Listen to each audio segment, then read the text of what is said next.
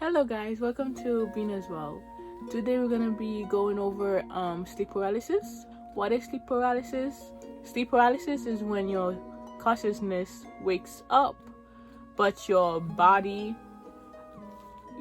haven't wake up yet. Your body is still asleep. Meaning, like mentally you're awake, but physically you're not awake. So that the feeling of being awake but you can't move your body, during sleep paralysis you feel paralyzed to your bed. You can't move a muscle, you can't even talk. During this process, scientifically, you will start hallucinating.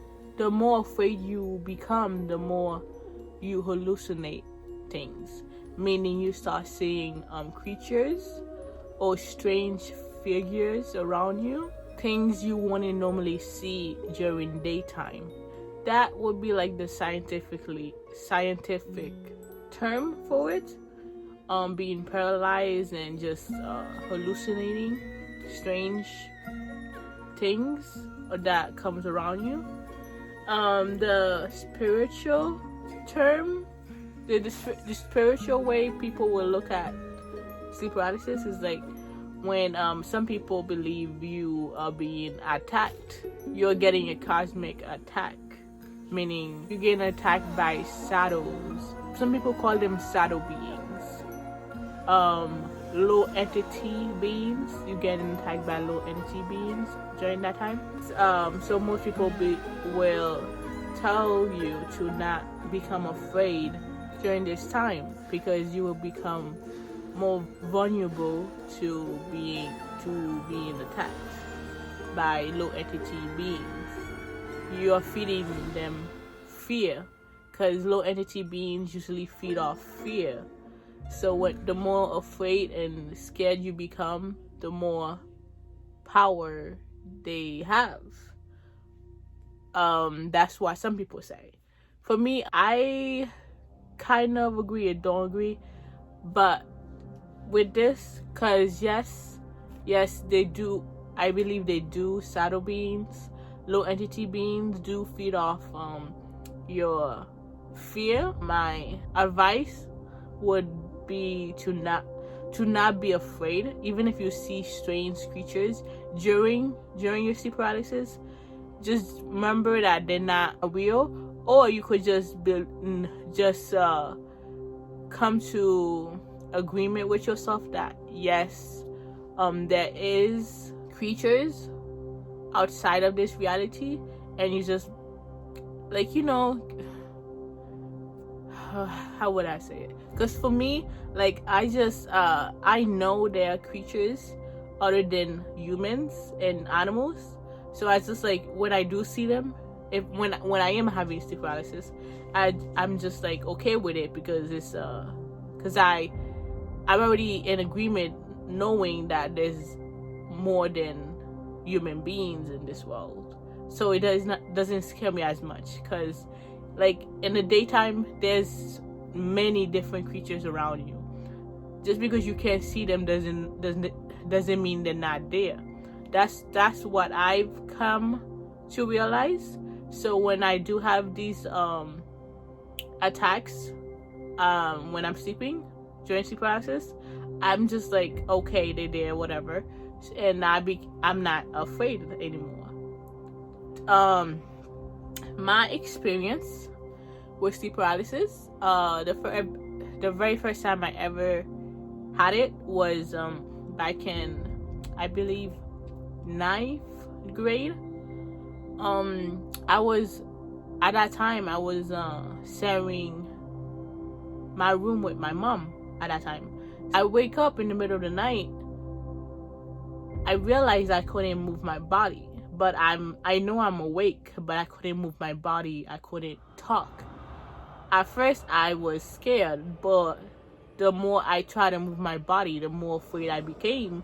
And then that's when I started seeing this creature approaches me, and it was mostly a shadow being to me. That's why I call them shadow beings. Other people just call them low energy beings, but to me, I call them shadow beings. So it approached me, and then the more afraid I became, and then I tried really hard to like try to wake up my mom.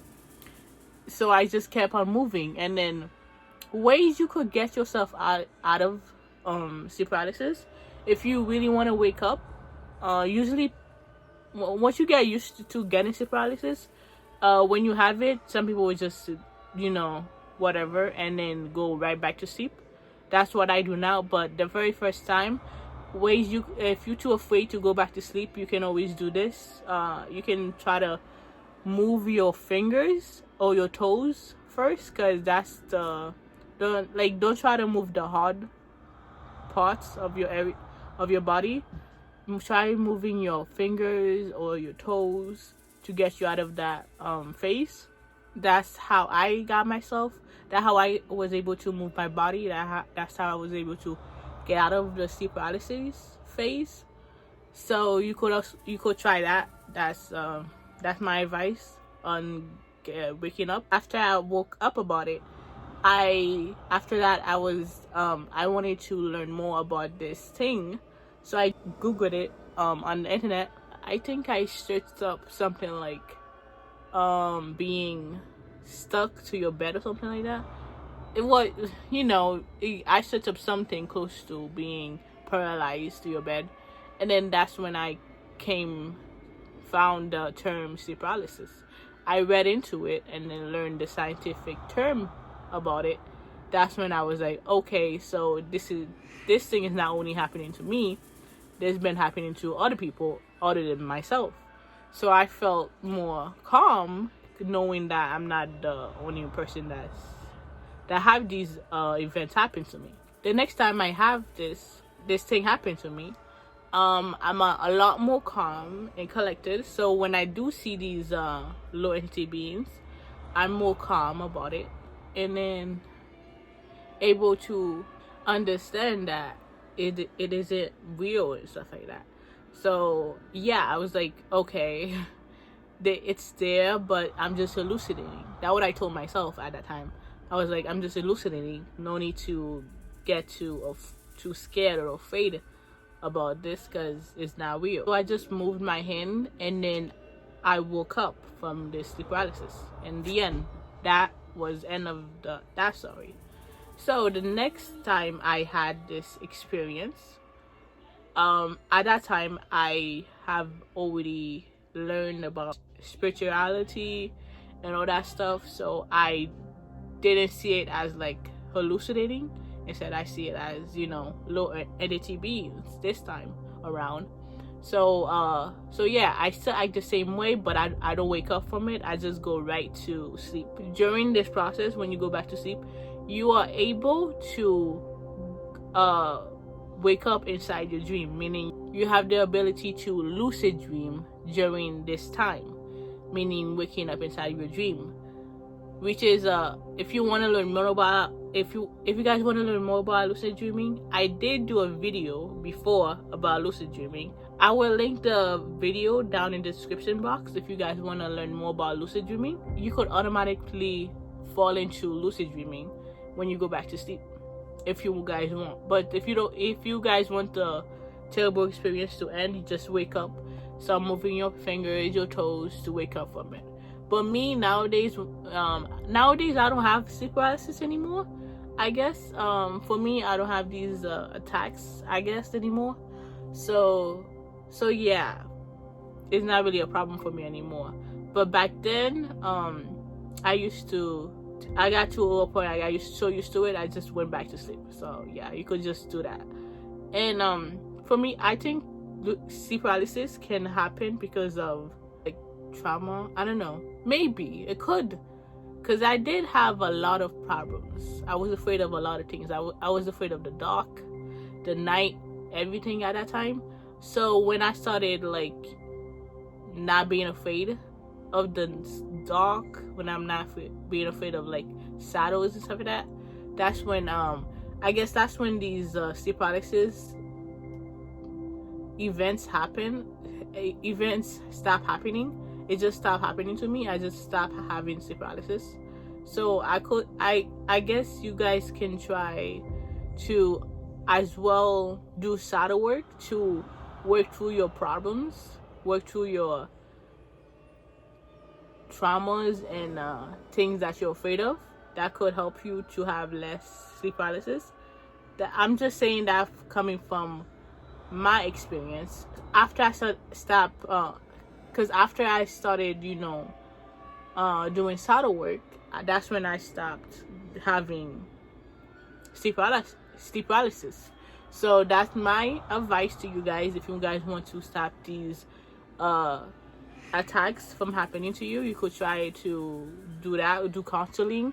Of course, you could always go to therapy. You have therapy with somebody else where you can talk about your problems. That's another way of doing shadow work. That is considered another way of doing shadow work. Working through it with somebody else that you trust. Sometimes you don't even have to know that person to work through these problems you have.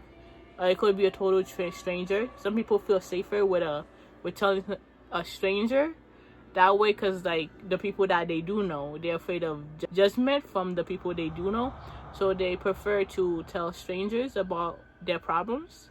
So you can always talk to a stranger instead of somebody you're familiar with. That's my advice. Or if you don't want to tell nobody, you could always do it by yourself, which is the automatically definition of shadow work, working through it by yourself. Then you can always do that.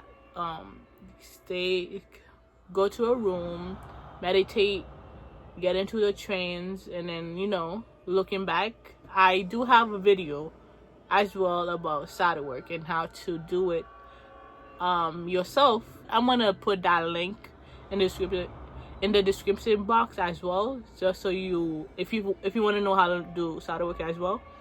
And that's it for today. Thank you for watching. Love you. Bye.